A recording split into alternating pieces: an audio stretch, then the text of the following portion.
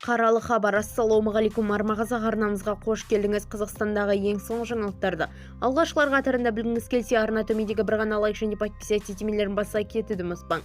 Әрбір басқан лайкыңыз үшін қабаттоллаға бір қасыңыз тауысыға нәсіп етсін. Ал онда біз бастадық.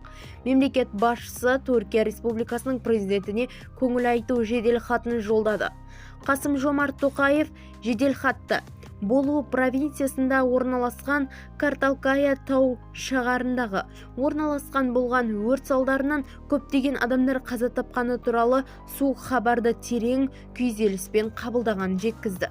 Сонымен қатар мемлекет басшысы Қазақстан халқының және оның атынан Түркия президенті Режеп Тайып Ердоғанға мен жақындарының айтырылғандай отбасыларына, сондай-ақ бауырлас халық түрк халқына көңіл айтып, зардап шеккендердің тез арада саулығын күтуіне тілектестігін білдірді. Бізді тамашалауды жалғастырыңыз, сау саламат болыңыз.